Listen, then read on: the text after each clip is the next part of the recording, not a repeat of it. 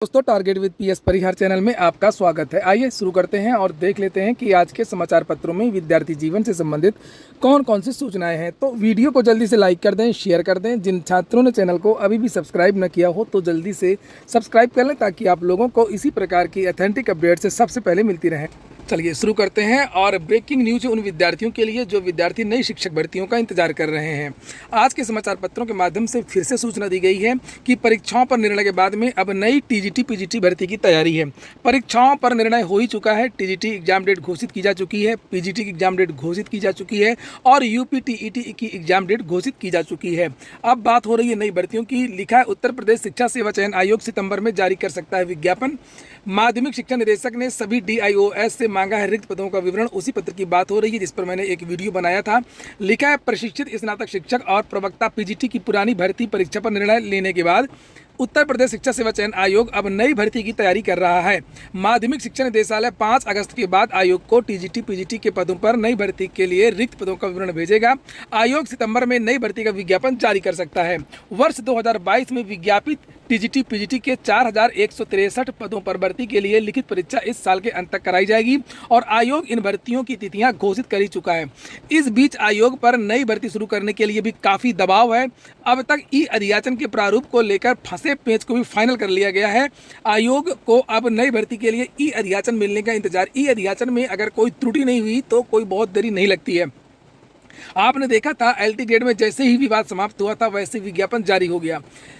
इसी तरीके से यहाँ भी हो सकता है। और लिखा है वहीं माध्यमिक शिक्षा निदेशक ने प्रदेश के सभी डीआईओएस को पत्र जारी कर 5 अगस्त तक रिक्त पदों का विवरण मांगा है और इस विवरण में 31 मार्च 2026 तक संभावित रिक्तियों को भी शामिल करने का निर्देश दिया गया है। तो इस साल जो रिटायरमेंट होंगे उन पदों को भी जोड़ा जाए, ये बात भी उस पत्र में कही गई है। पदों का विवरण संस्थावार, विषयवार एवं आरक्षणवार मांगा गया है। साथ ही स्पष्ट निर्देश दिए गए हैं कि जिन पदों के विवाद से संबंधित कोई मामला न्यायालय में लंबित हो उन पदों को विवरण में शामिल न किया जाए।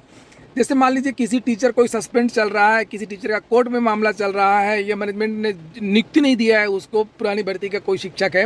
इस तरीके के बहुत सारे शिक्षक रहते हैं जिनके पद रिक्त रहते हैं, तो उन्हीं के बारे में लिखा गया है उन पदों को विवरण में शामिल न किया जाए। अशासकीय माध्यमिक विद्यालयों में टीजीटी पीजीटी के तकरीबन 30,000 पद खाली हैं, लेकिन कितने पदों पर भर्ती का विज्ञापन जारी होगा ये निदेशालय की ओर से आयोग को रिक्त पदों का अधियाचन भेजने के बाद ही स्पष्ट होगा। 30,000 पदों पर भले ही भर्ती का विज्ञापन जारी ना हो, लेकिन जो जानकारी निकल करके आ रही है कि चूंकि आने वाले समय में चुनाव है और रोजगार को लेकर के सरकार की किरकिरी हुई है, लोकसभा चुनाव में बीजेपी हार भी चुकी है और जो बीजेपी हारी थी उसमें एक बड़ा मुद्दा रोजगार को लेकर के भी था। आपने देखा होगा 3-4 साल से बीजेपी की सरकार थी उत्तर प्रदेश में, अभी जो दोबारा चुनी गई, और इस बीच में उत्तर प्रदेश में कोई भी नई भर्तियां नहीं हुई, खासतौर से शिक्षक भर्तियां। एलटी देख सकते हैं आप लोग, 7 साल बाद विज्ञापन जारी हुआ। प्राथमिक का कुछ पता ही नहीं है, टीजीटी पीजीटी नई भर्ती, पुरानी भर्तियों की परीक्षाएं नहीं हुई हैं, तो इसको लेकर के बहुत ज़्यादा किरकिरी हुई है। और प्रयागराज में बहुत सारे विद्यार्थियों ने धरना प्रदर्शन आंदोलन किए हैं, चाहे वो प्राथमिक के विद्यार्थी हों चाहे वो माध्यमिक के विद्यार्थी हों। और वहीं पर सोशल मीडिया में मेरे जैसे चैनल लगातार इस बात को उठाते भी रहे हैं, इससे भी सरकार पर दबाव। और यहाँ पर जो ये समाचार पत्र है इसमें सबसे बड़ी खबर ये है कि आज थोड़ा सा प्राथमिक के बारे में भी कहा गया है। जैसे प्राथमिक के बारे में कहा जाता है, अक्सर जो चर्चाएं चल रही है सब लोगों के बीच में कि प्राथमिक की भर्ती नहीं आएगी, प्राथमिक की भर्ती नहीं आएगी, और जो स्कूलों का मर्जर हो रहा है, स्कूलों का विलय हो रहा है, जो शिक्षक हैं वो खुद सरप्लस हो गए, शिक्षक ज़्यादा हो गए, जब विद्यालय बंद हो जाएंगे तो भर्तियाँ कहाँ से आएंगी। नहीं, ऐसी बात नहीं है। यहाँ पर लिखा है अटल आवासीय विद्यालयों, ये देखिए अटल आवासीय विद्यालयों की हो रही तैयार नियमावली। नीचे लिखा है उत्तर प्रदेश शिक्षा सेवा चयन आयोग को अटल आवासीय विद्यालयों में भी शिक्षक भर्ती करनी है। अभी नियमावली तैयार की जा रही है, नियमावली तैयार होने के बाद में भर्ती की प्रक्रिया शुरू होगी। और देखिए नीचे ये देखिए लिखा है परिषदीय विद्यालयों में सहायक अध्यापक के पदों के आरक्षण निर्धारण की प्रक्रिया चल रही है। ये प्रक्रिया पूरी होने के बाद बेसिक शिक्षा निदेशालय आयोग को नई भर्ती के लिए अधियाचन भेजेगा। तो अभी ये मर्जर विलय हो जाने दीजिए, उसके बाद में अभी ये स्थानांतरण की प्रक्रिया भी चल रही है बेसिक में, उसको लेकर के भी आज के समाचार पत्रों के माध्यम से जानकारी दी गई। ये आज ही का पेपर है। तबादले के लिए परिषदीय विद्यालयों के शिक्षक अब 4 तक कर सकेंगे आवेदन। प्रदेश में 1 किलोमीटर से ज़्यादा दूरी और 50 से ज़्यादा बच्चों वाले परिषदीय विद्यालयों को विलय न करने के आदेश से पहले ऐसे स्कूलों का विलय हो चुका था जिन्हें निरस्त करने के निर्देश दिए गए हैं। इसका असर परिषदीय विद्यालयों के शिक्षकों की चल रही तबादला व समायोजन की प्रक्रिया पर भी पड़ेगा। इसी क्रम में बेसिक शिक्षा परिषद ने ऑनलाइन आवेदन की तारीख 1 से बढ़ाकर के 4 अगस्त तक कर दी है। परिषद के सचिव सुरेंद्र तिवारी की ओर से हाल ही में जारी आदेश में यह कहा गया था कि विलय वाले विद्यालयों के शिक्षक भी तबादले व समायोजन के लिए ऑनलाइन आवेदन करेंगे। तो ये जो समायोजन और ये जो चीज़ें चल रही हैं, स्थानांतरण की जो प्रक्रिया चल रही है, ये प्रक्रिया भी पूरी हो जाएगी। उसके बाद में देखा जाएगा कितने पद रिक्त हैं, और पद तो रिक्त हैं ही हैं। ये अभी मैंने बहुत सारी वीडियोज़ में दिखाया था, RTI के द्वारा जो जानकारी मिलती रही है। किसी जिले में 400 टीचरों की कमी है, किसी में 500, किसी में तो 1100 शिक्षकों की कमी एक एक जिले में। RTI के द्वारा जब अलग अलग जिलों से आप भी कोशिश करिएगा, जब मांगेंगे तो आपको इसी तरीके की जानकारी मिलेगी। कहीं पर भी इस तरीके की जानकारी नहीं मिलेगी। सरप्लस शिक्षक हैं, सरकार पता नहीं किस तरीके से आंकड़े निकालती है और वहां पर बोल देती है। तो पद रिक्त हैं, और अगर ईमानदारी से ये लोग भर्ती देना चाहेंगे तो निश्चित रूप से आप लोगों को अगले वर्ष एक नई भर्ती देखने को मिलेगी। चूंकि अभी उसकी नियमावली बन रही है, तबादला हो रहा है, तो इसमें हो सकता है कि 2-3-4 महीने का समय लगे। अगली सूचना है, प्रयागराज में भीषण बाढ़ है गंगा और यमुना का। मैंने बनाया भी था इसका एक वीडियो अभी कुछ दिन पहले। लिखा है, देखिए, गंगा यमुना ने खतरे का निशान किया पार, और प्रयागराज के फाफा मऊ में गंगा का जलस्तर 84.73 को पार करके 84.96 पर पहुंचा।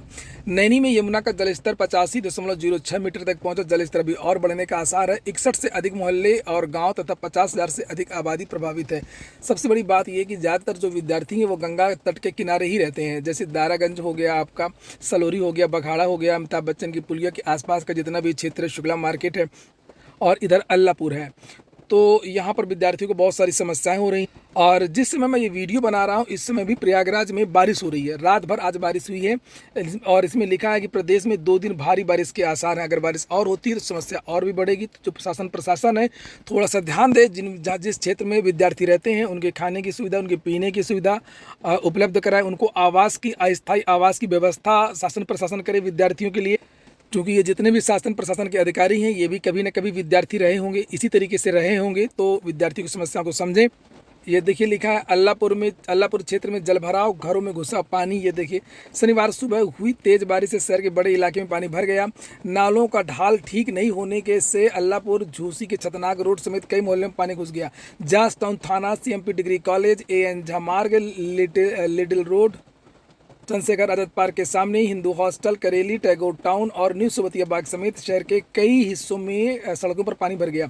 CMP डिग्री कॉलेज के चारों तरफ की सड़कों पर जल भरा हो गया है।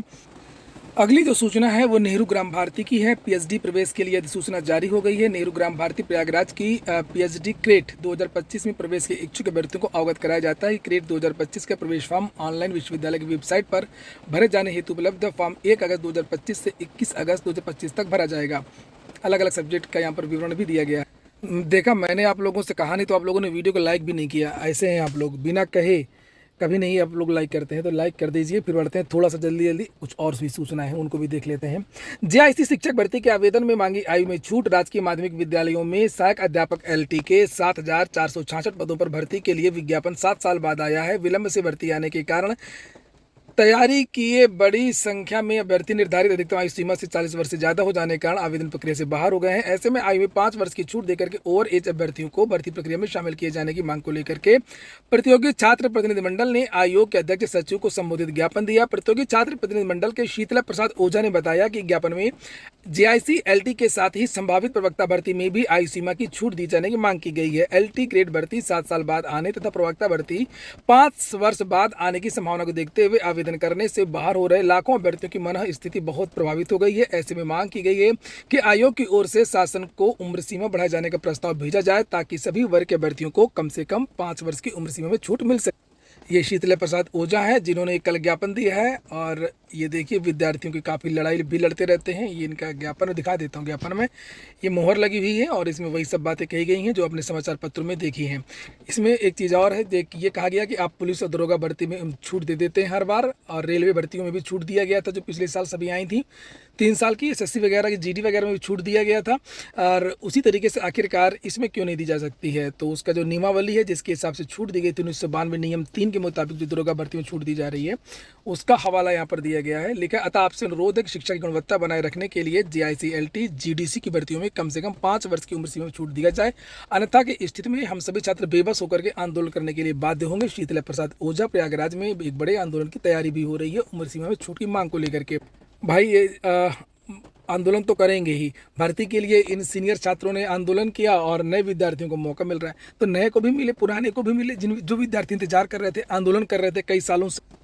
आरआरसी पूर्वी रेलवे में इंटर्नशिप के लिए आवेदन मांगे गए हैं 3115 पदों पर। आवेदन की लास्ट डेट 13 सितंबर है। इंटर्नशिप कर लेंगे तो जो रेलवे भर्तियां आती हैं ग्रुप डी वगैरह की, उसमें छूट मिलती है। अगली जो सूचना है वो प्राथमिकी है। देखिए, सरकार जो है ज़्यादातर विभागों में प्राइवेट भर्तियां ही कर रही है, यानी संविदा भर्ती ही कर रही है।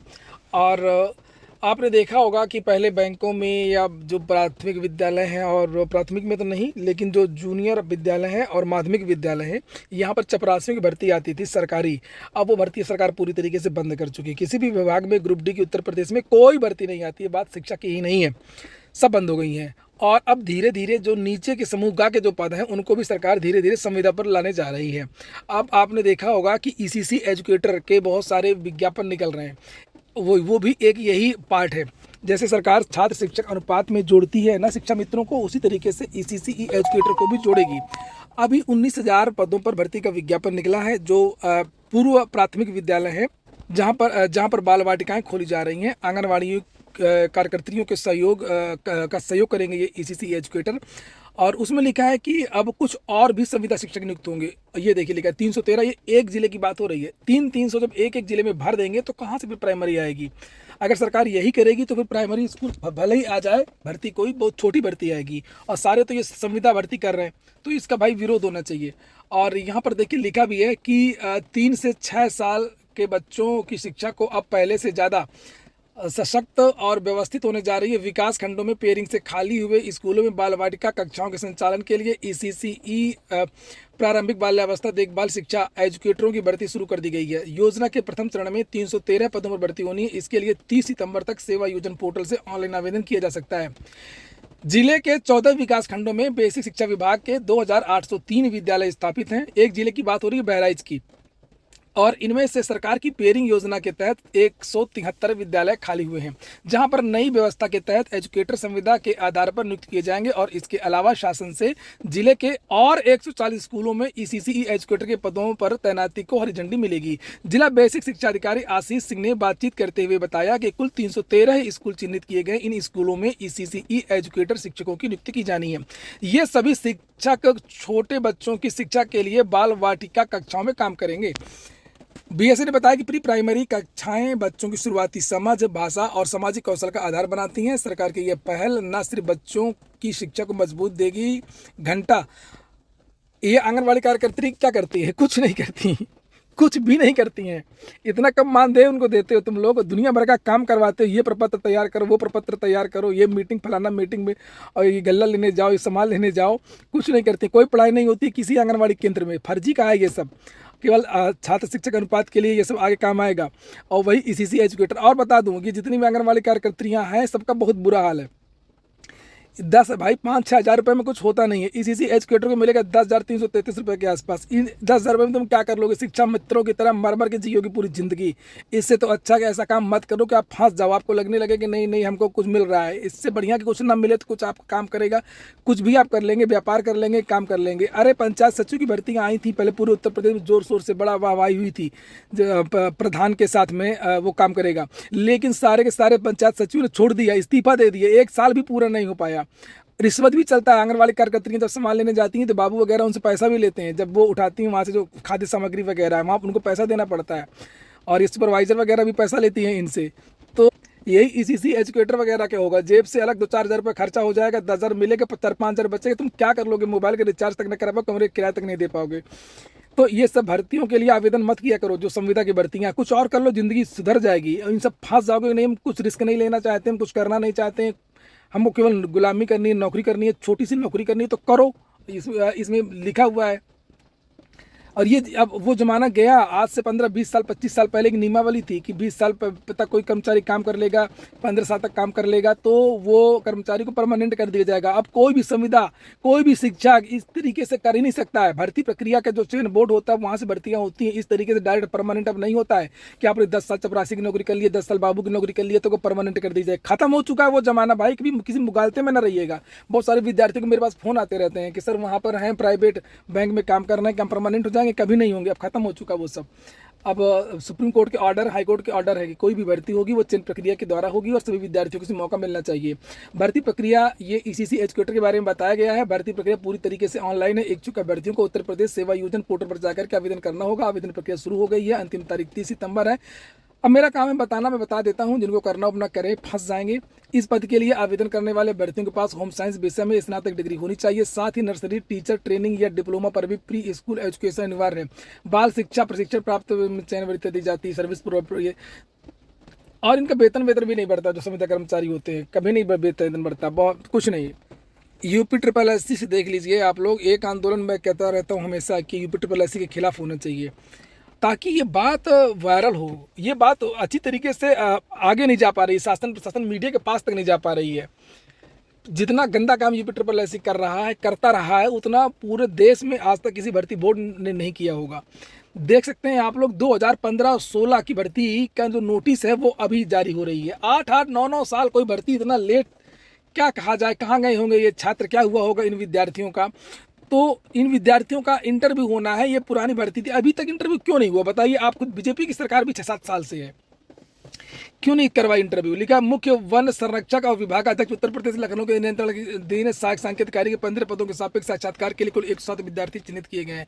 इतनी पुरानी भर्ती है। ये हो गया आज का वीडियो आपको अच्छा लगा हो कि काम को तो लाइक अवश्य कर दें। जिन छात्रों ने चैनल को सब्सक्राइब न किया हो सब्सक्राइब कर लें। पूरा वीडियो सुनने के लिए बहुत बहुत धन्यवाद।